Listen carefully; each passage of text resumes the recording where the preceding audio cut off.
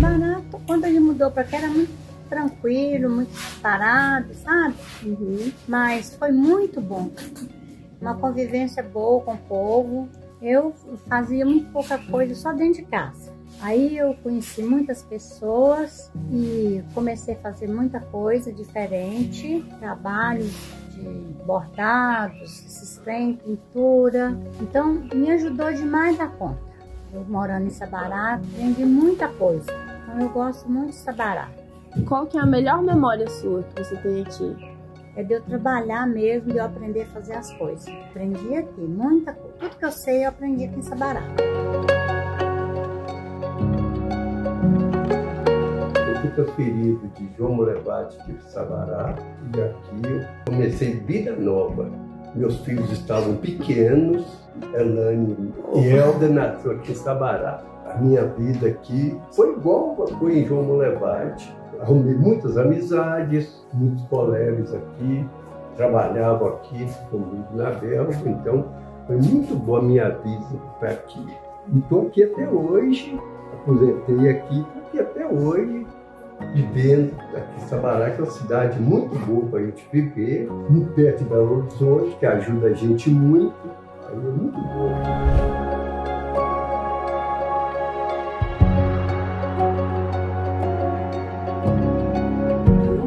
Aqui em Sabará, cresci aqui em Sabará, quintal lá de casa no centro da cidade, a gente participava de muitas coisas aqui do centro, a gente cresceu nessa convivência, tem muita coisa que tinha, que não tem mais, né, que a gente precisa resgatar a história da cidade, contar de novo, né, contar o que existiu, como é que funcionava, né, a gente tem uns amigos que também tem várias histórias que também pode contar, acrescenta muito nesse trabalho que nós estamos fazendo.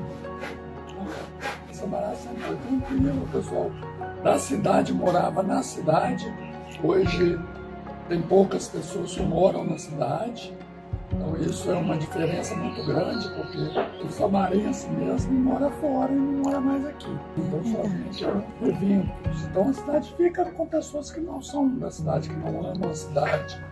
Isso tem que ser resgatado. As pessoas que moram conhecer as histórias da cidade para resgatar essa história. É verdade. Eu acho que precisa de mais incentivo, precisa de incentivo para a arte, para a educação, para a saúde. Né? A cidade não tem. Então precisa amor à cidade, cuidar da cidade. Eu acho que isso precisa na cidade. Um recadinho que eu gosto muito desse trabalho de história, de memória. E que a gente consiga fazer mais projetos para resgatar a memória da cidade.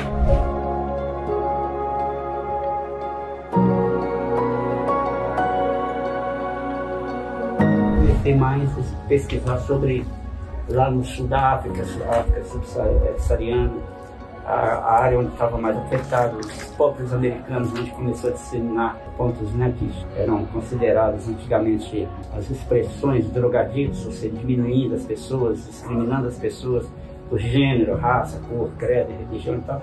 Então eu fui estudando essas coisas, estava me inteirando daquilo que estava acontecendo. Anteriormente veio o ebola, aí o ebola veio, depois é AIDS.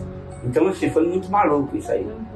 Daí eu comecei a escrever algumas coisas, aí assim, vou escrevendo, vou jogando no baú, vou escrevendo, jogando por volta, dou uma compilada e tudo. Já no Brasil, entre o conselho aqui no município, eu era muito ativo, Conselho de Assistência Social e Conselho de Saúde. Eu comecei a perceber aqui em Sabará que não tinha nenhuma assistência a essas pessoas que estavam naquele momento em que todo mundo só falava de casulos, aquela coisa toda, aquela discriminatória toda, e não tinha ação eficaz, efetiva. Consegui dentro do Conselho de Saúde, eu estava ajudando numa ONG para inteirar em Belo Horizonte, que é o Grupo Viver.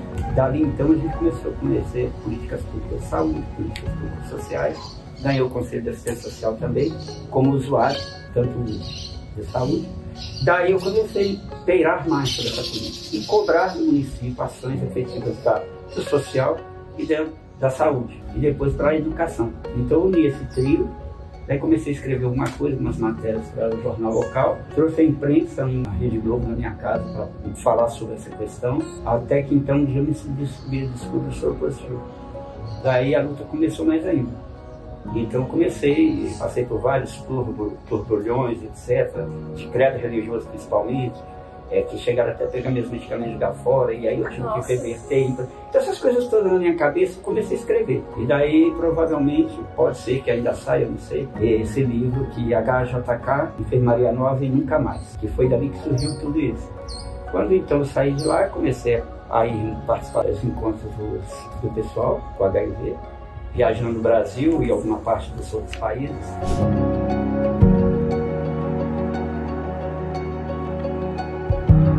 Tinha livro, a pobreza era mais acentuada, mas não era pobreza de fome, era outra pobreza, assim, era uma outra pobreza, falta de recursos e tal. Mas as famílias eram grandes, tinha muita amizade, muita afetividade, nós somos amigos das pessoas de lá até hoje. Aí eu lembro que a primeira televisão do bairro foi da nossa casa, em 1965.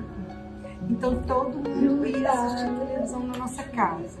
Na nossa casa tinha 2 dicionários grossos, assim. O outro livro era de conhecimentos gerais, então era isso que a gente tinha. Como o pessoal não tinha livro, então também era mais ou menos a biblioteca, porque todo mundo ia lá para pesquisar nesse livro, era quase um samba de uma nota só, porque todo mundo ia pesquisar nesses livros. Então isso fazia a nossa casa ser muito frequentada. Não existe, porque foi até na minha casa que ele acabou. Eu já fiz xixi nele e ele descartar. Teve uma vez que descartou um tanto de mim por causa disso. E aí ficamos sem. Mas esse livro tem, acho que na biblioteca mesmo, adicional. Bom, aí a televisão chegou em 1965, todo mundo ia assistir a novela, a luta livre, jogo de futebol, não tinha muito não. Mas passava alguma coisa, né, assim, e era uma novela, a coisa conhecida, eu acho que as fotos eram muito mais legais. Aí depois, em 1967, porque a família ia crescendo e as necessidades aumentando. Então, e as pessoas daqui iam para lá. Eu não entendo por que iam, sabe? Porque o que tinha lá, elas iam para lá. Por exemplo, Sexta-feira de Tereza, que sempre mora aqui no centro. Ai, que bom, vocês escolheram a gente lá. E eu ficava sem entender por que eles iam, porque não tinha muita coisa. Mas eles iam. Tinha o córrego Cebola, ele era caudaloso. Ele tinha um poço, sabe? E eu lembro uma vez, na luz aqui, fazia puxa-puxa para vender. E era muito mais frio. Tinha que pegar lenha lá embaixo, perto do córrego. Hoje, quando você não enxerga,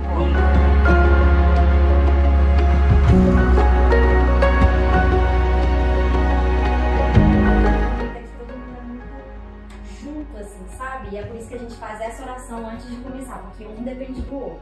Então eu falo seja perto, olhando um no olho do outro, hein? Eu seguro a sua mão na minha. Eu seguro a sua mão na minha. Para que juntos possamos fazer. Para que juntos possamos fazer. Aquilo que eu não quero. Aquilo que eu não quero. Aquilo que eu não posso. Aquilo que eu não posso. Aquilo que eu não consigo. Aquilo que eu não consigo. Fazer sozinho. Fazer sozinho.